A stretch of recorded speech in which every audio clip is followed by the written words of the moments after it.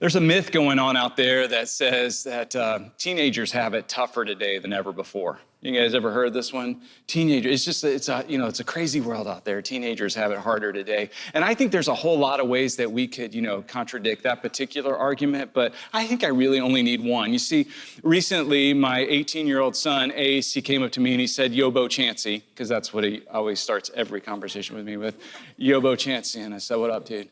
And he says, "Yobo Chancey, I just beat my video game." I said, "Okay." He goes, "No, you don't understand. Like, this is a big deal. I beat the game." I said, "Yeah, okay. How long did it take you?" He said, "I beat the game in 3 days." I'm like, "Yeah, but over those 3 days, how often were you playing?" And he's like, "Well, I'm a couple hours a day, but I beat the game." And I was like, "Well, how many times did you die?" He's like, "I don't know. It doesn't matter." I'm like, "What do you mean it doesn't matter?" He said, "Well, it doesn't matter how many times you die." And this particular, the world's gone soft, is what I'm saying here. Because I had video games. I'm not that old. I had video games. But when I had video games, when I was a teenager, you didn't have unlimited lives. You lived in this stress, this tension, this pressure-filled environment that one misstep and you were closer to the game ending. But now it's unlimited lives. These guys are just willy-nilly out there beating video games. They don't even got to put quarters in them anymore.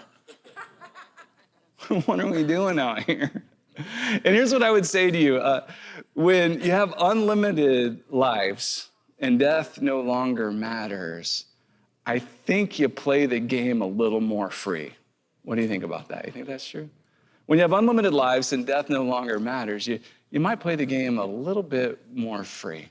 You might enjoy it a little bit more too.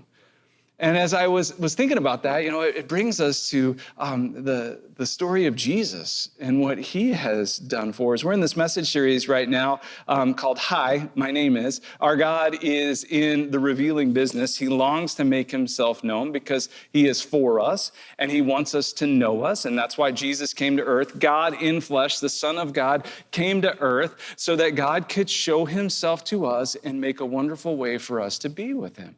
And in the Gospel of John in the New Testament, there's a number of times where Jesus uses the words, "I am," and then he describes himself. I am. He gives a name for himself. I am. And every time Jesus was doing that, he was referring back into the Old Testament, into the Old Testament book of Exodus, chapter 3, verse 14, where God gave himself his own name for the first time. And so our memory verse for this series, Hi, My Name is found in Exodus chapter 3, verse 14. And I'd love for you to read this out loud and hear God's words coming out of your mouth. It says, "God said to Moses, I am who I am. This is what you are to say to the Israelites, I am has sent me to you." Now, this word I am is the Hebrew word Yahweh, except when it was written, there were no vowels, so it was just Yah. Try that with me. Say Yah. And it means I create, I cause to exist, I am who I am. You don't name me, you don't define me. God is saying everything that you see that is greater than you, everything that is worthy of worship, everything that has power and authority, he says, I am. I am who I am. And this is what you're to say to the Israelites, I am has sent me to you. Now, the good news about that is God was speaking to his servant Moses, and he was sending Moses back to the Israelite people who were enslaved in Egypt to deliver them from this Egyptian captivity and slavery, to set them free, to make them a people for himself. And so what he tells Moses is, the message I have for you is, I am who I am. This is what you are to say to the Israelites, I am has sent me to you. And so this is what we know about God.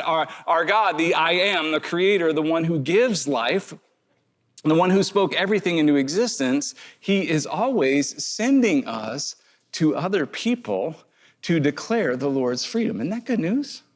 I love that about him. He's always sending us to other people to declare the Lord's freedom. And so when Jesus in the New Testament was using these I am statements, he was revealing himself as being God, but then also the nature of God. And one of these statements that Jesus makes is he says, I am the resurrection and the life. I am the resurrection and the life. Say that with me. I am the resurrection and the life. Well, that's a bold statement. We're going to dig into that. It's in John chapter 11. And as we do that, one of the things I would like for us to understand is that Jesus is not overwhelmed by death. So generally speaking, death can be a really overwhelming thing. I know in the video game construct, you might be thinking, well, that's not that big a deal. But I don't know if you've ever been in that situation where you were really about to pass a level in a video game and you're finally going to break through and then you die. Death is pretty overwhelming. You can get angry, you can get mad, you can throw a controller, you can get upset. Death can be pretty overwhelming. But then if you translate that into the life that we're living, death is always really overwhelming. Because the reality is, when it comes to our physical deaths, we don't know what to do with death. We don't know how to handle it.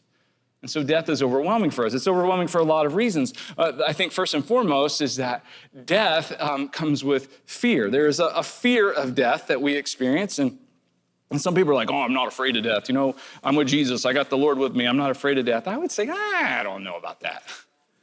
Somebody asked me recently if I was afraid of death, afraid of dying. And I go, oh, sure. And they're like, what? But your hope's in Jesus. I'm like, oh, yeah, I trust him. But it's just a practical reality here. There is a bit of an unknown here. I don't know what that is. So generally speaking, there is a fear of the unknown. There's also this survival instinct that our Creator put into us to kind of keep us alive, hopefully from doing dumb things like walking off cliffs and stuff like that, you know. He puts this inside of us to help us be safe and be like, okay, I didn't want to do that.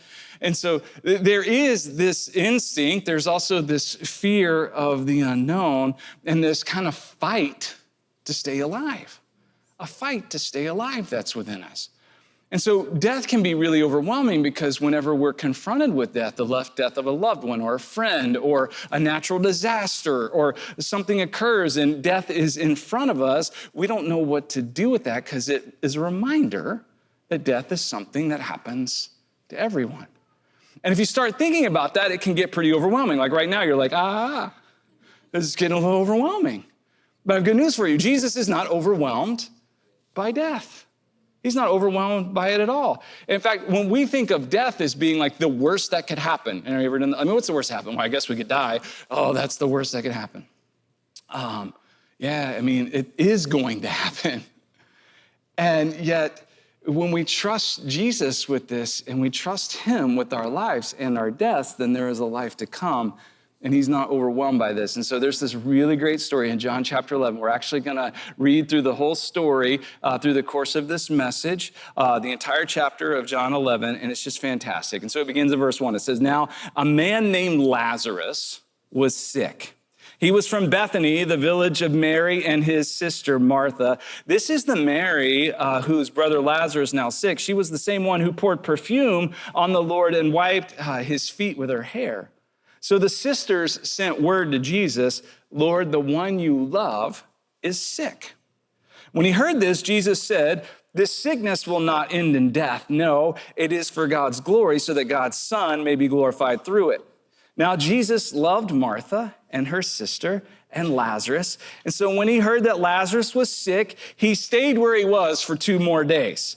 And then he said to his disciples, let us go back to Judea. But Rabbi, they said, a short while ago, the Jews tried to stone you there, and yet you're going to go back? And Jesus answered, are there not 12 hours of daylight? Anyone who walks in the daytime will not stumble, for they see by this world's light. It is when a person walks at night that they stumble, for they have no light. After he said this, he went on to tell them, our friend Lazarus has fallen asleep, but I'm going to go there and wake him up. And his disciples said, but Lord, if he sleeps, he'll get better.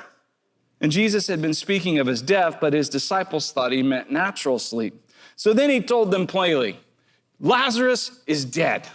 And for your sake, I'm glad I was not there so that you may believe, but let us go to him.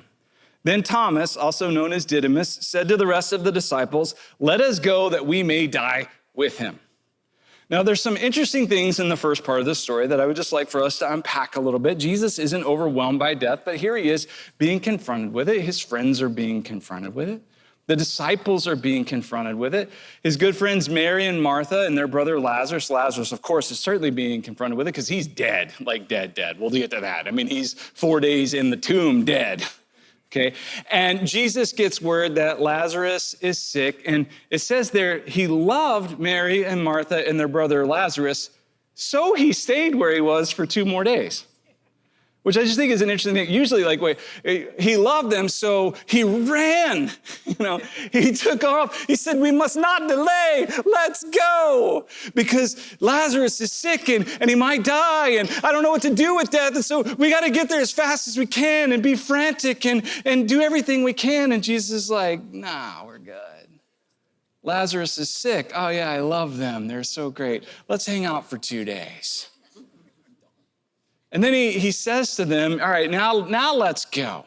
Let's go back there. And the disciples are like, excuse us, Jesus, on the topic of death.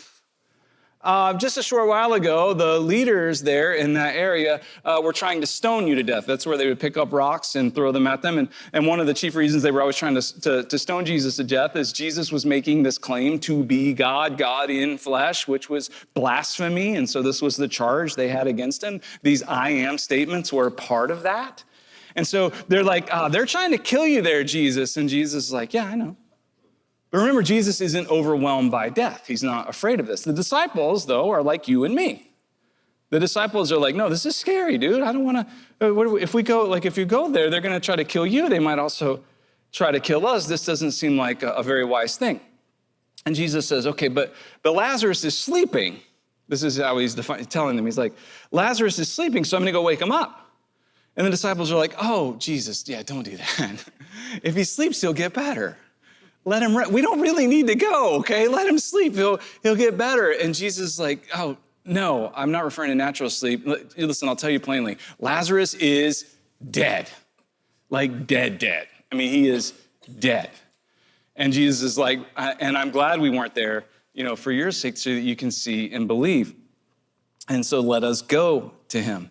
And then you get this guy, Thomas, one of the 12, called Didymus. That word means twin. It means he probably had a twin.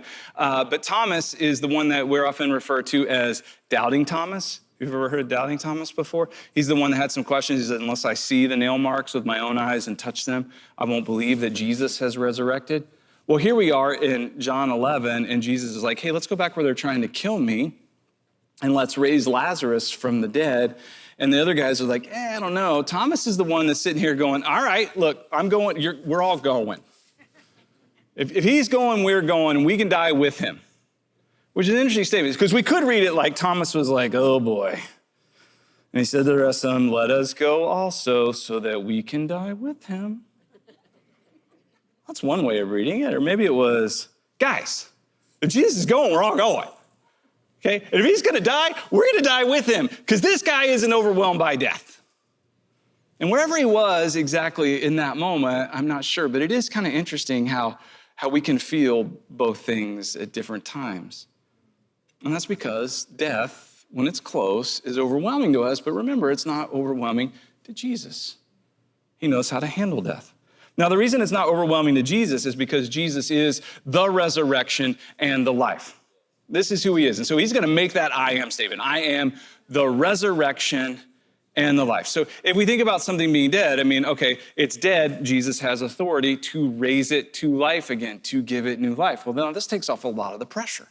It takes off a lot of the pressure of living, that here he can raise it back to life. But he is also the life. He's the source of life. And so we pick up the story, the very next verse 17.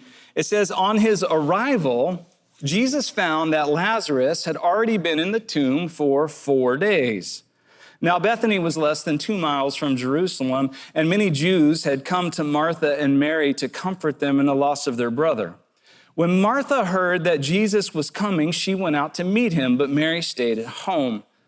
Lord, Martha said to Jesus, if you had been here, my brother would not have died, but I know that even now God will give you whatever you ask. And Jesus said to her, your brother will rise again. And Martha answered, I know he will rise again in the resurrection at the last day.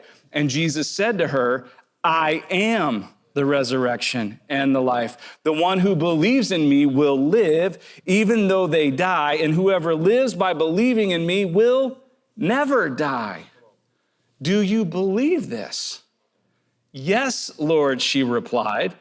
Therefore, I believe that you are the Messiah, the Son of God, who has come into the world. Okay, I mean, this is getting good. So Jesus shows up Lazarus has been dead in the tomb for 4 days, which means he's like officially dead. Just so you know, like there's no question here about his death. They didn't make some mistake. He's been sealed up in a tomb with grave clothes on, rotting flesh, 4 days dead. Jesus shows up. Martha comes out to meet him. Her sister Mary stays back. And Martha does what we do a lot of times, particularly when it comes to death or really any difficulty that we're facing. She looks at Jesus and said, Lord, you're late. You ever done this one with him? I appreciate your presence now, but you're late. She says to him, Jesus, if you had been here, he wouldn't have died. But I know now, even now, that the Father will give you whatever you ask of him. I know that he will do this.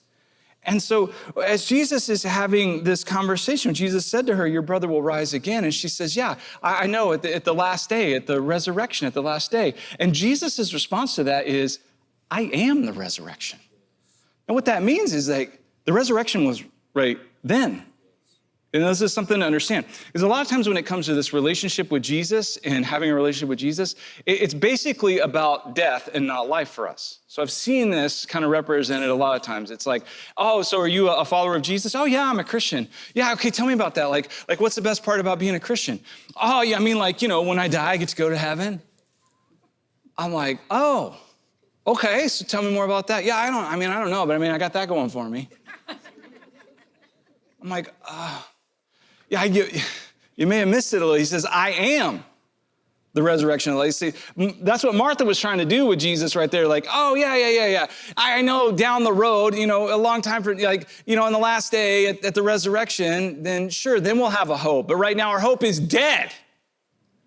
And Jesus is like, oh, no, I am the resurrection. And I am the life. He is not dead, and death does not overwhelm him. And he is here, and in the midst of all the death we encounter, the physical death, the death of family, the death of friends, the death in the world around us, the death of dreams, the death of relationships, the death that we encounter, the death of sin that we don't know how to deal with, the death that brings the separation from God, who is life, because we are imperfect because of the things we've done, all the death that's been put on us by the things other people have done, and we're carrying it around with these big old heavy loads that we don't know how to handle. All this death, he's like, oh no, listen, I am the resurrection and the life. And we don't have a hope that comes after a physical death. We have a hope right now because he is the resurrection and the life. And this is where it gets really good. And he says to her, do you believe? And I love her answer. Her answer is so great. She's like, oh, I believe you are the Messiah. I believe you are the Messiah, the Son of God, who has come into the world. She says, I believe.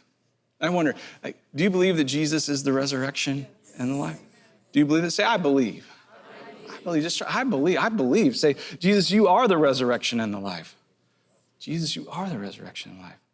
And so when it comes to understanding who Jesus is and who he's revealing himself to be in this I am statement, Jesus is the life creator. He is the one who spoke it all into existence.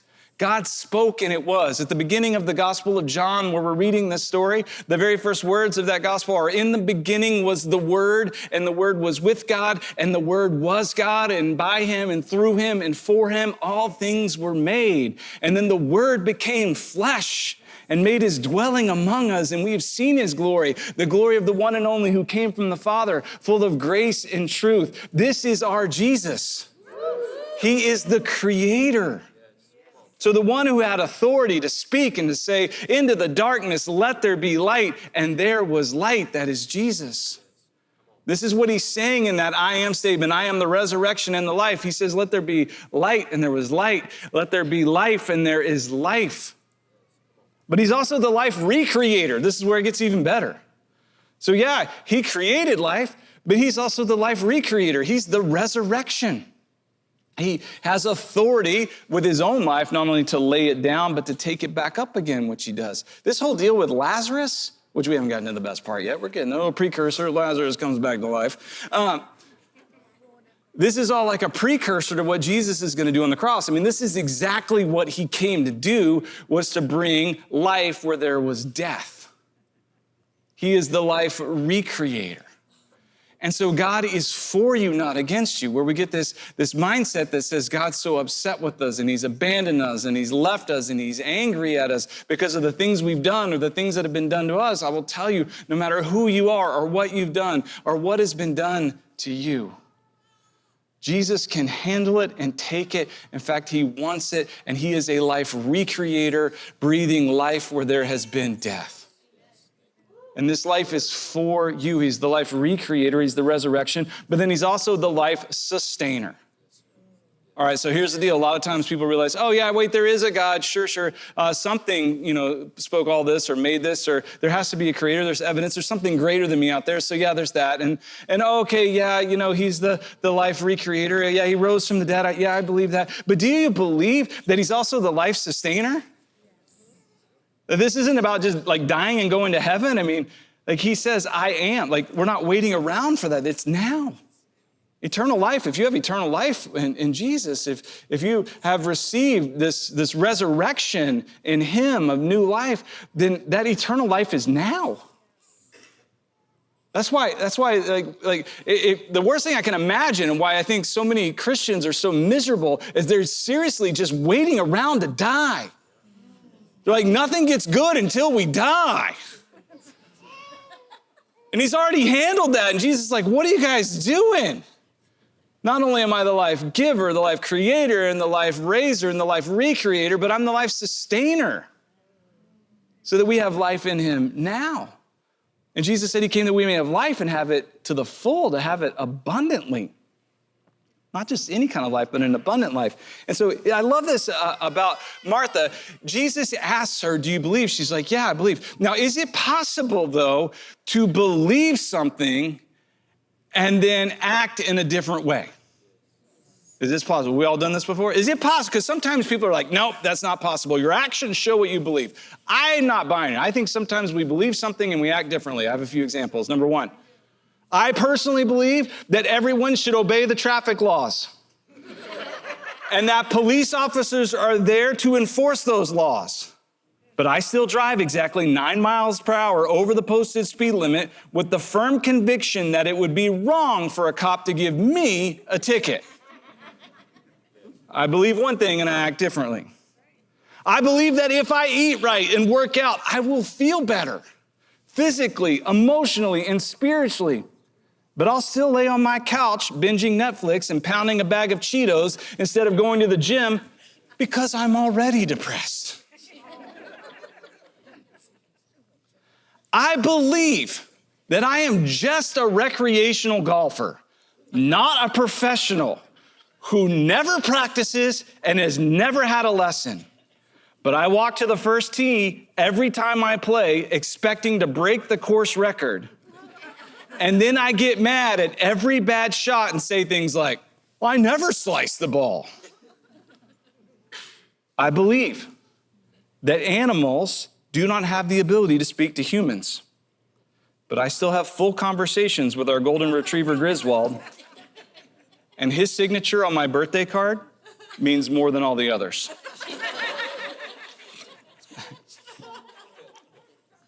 I believe that Bill Belichick is the greatest coach in the history of football. But I still call him an idiot when he starts Mac Jones over Bailey Zappi. We can believe and know and then act in a different way. But regardless of our belief, here's the thing about Jesus. Jesus still beats death.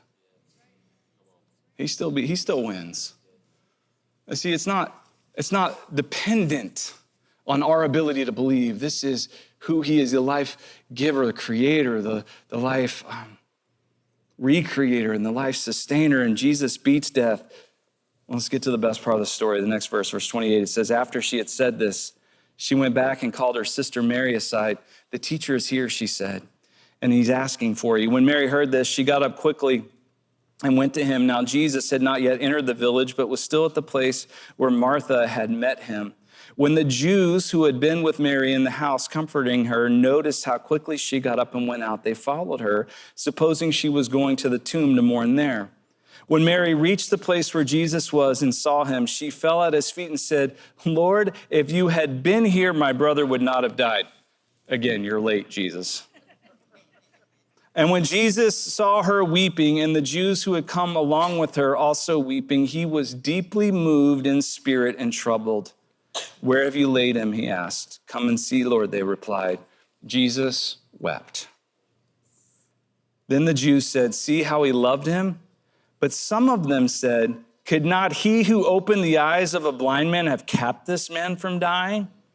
Jesus, once more deeply moved, came to the tomb. It was a cave with a stone laid across the entrance. Take away the stone, he said. But Lord, said Martha, remember Martha, the one who said, I believe you are the Messiah, the one who has come from God? But Lord, said Martha, the sister of the dead man, by this time there is a bad odor, for he's been in there 4 days. I mean, okay, I just want you to understand what's happening here. Like, this is what Jesus came to do, to bring life to the dead. Like, this is like the most exciting thing in Jesus' time on earth is now culminating right at this point when his friend Lazarus is dead in a tomb for 4 days, and his sisters are weeping, and Jesus is there, and he sees all the other people who are weeping, and he's deeply moved because he empathizes with us and how we are overwhelmed by death, even though he's not. And so he weeps, and he's like, all right, let's do this. And he says, roll away the stone. She believes when it comes time to roll away the stone. It's like, oh, Lord, you don't know what you're doing. You don't know what you're doing. I mean, just like Martha's like, you're late. Mary's like, you're late. Some of the other people are like, couldn't the guy who made the blind see, couldn't he have kept this man from dying? Everybody's telling him he's doing it wrong. And now he's like, okay, I'm going to do this. Roll away the stone. No, you don't want to do that. You don't want to do that, Jesus. You see, we believe, but then we act differently sometimes. See, that's the thing. Jesus is the life giver and the life re-giver and the life sustainer, and he has life for you. But wherever there's death in us, that rotting, decaying death that is weighing us down and holding us in darkness, and he says, let's roll away the stone. And we're in there going, it stinks in here. Run away, Jesus. You don't want to do that. He's like, no, let's bring it out into the open. Let's bring it out. Let's get the death out. Those things that you got buried down deep inside of you, those things you've done, those deep, dark secrets, the things that you don't know how to deal with, that you've been covering up and pressing down and holding back. Jesus is like, no, let's get them out. Let's bring them to light. You don't have to live in shame anymore. You don't have to live in guilt anymore. You don't have to live in fear of being found out anymore. He's like, I already know, so let's roll away the stone. And all that stuff that's happened to you, the wounds and the pain and the heartache and the hurt and the time after time when people have let you down and wounded you again and again, and they're buried down and they're with you. He's like, hey, let's roll away the stone. Let's call them out. Not just when you die, but like now he's the resurrection and the life. Roll away the stone, but Martha said, he's been in there 4 days. It stinks. And Jesus said in verse 40, then Jesus said, did I not tell you that if you believe, you will see the glory of God? So they took away the stone. Then Jesus looked up and said, Father, I thank you that you have heard me. I knew that you always hear me, but I said this for the benefit of the people standing here, that they may believe that you sent me. And when he had said this, he called out in a loud voice, Lazarus, come out. And the dead man came out, his hands and feet wrapped with strips of linen and a cloth around them. Take off the grave clothes and let him go, Jesus said. Take them off. Man, you may be all wrapped up in death. Grief, shame, mourning, guilt, sin, all wrapped up in death. But the resurrection and the life is here right now. He's here right now with you. He's here right now with you. Come out. That tomb is not your home. Come out. He will take the grave clothes off, take off all that death and decay, and he will do away with it and then let you go. Now, here's the cool thing about Lazarus. We don't know exactly where he went, but I know where he didn't go. He didn't go back in the tomb because that's not his home. Jesus came that we may have life, and he has life for you. Don't exchange one death for another death. I said, the resurrection and the life is for you, and he has life for you. And you can step out and let him do his work. One of the great things that we can do is to confess, to just lay it all bare before him. Sometimes it's the things we've done. Sometimes it's the stuff that's happened to us. Sometimes it's how we feel about the stuff that's happened to us. We're angry. Lord, you were late. Where were you on that one? Feel let down. You can confess all these things down and know that he will take them, because this is the very thing he came to do. When we share in a time of communion together, it is a way of remembering exactly how much God loves us. And if you have bread and juice, you can participate that way, but even without the bread and juice, you can still remember that Jesus took bread and he broke it and he said, "This is my body, which is given for you." Jesus would lay down his life and receive all our death inside of him, being crucified, dead and buried, and on the third day rising again. He is the one that has taken death for us because he's not overwhelmed by death. And so if you're saying yes to Jesus, let's eat together.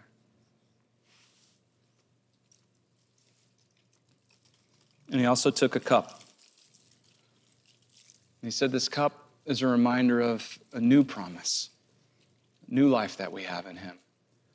That he's not just the resurrection, but he is also the life.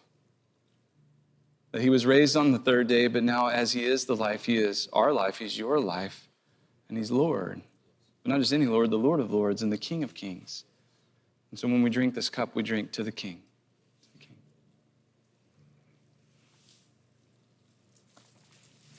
I'd love to invite you to be still and quiet before God.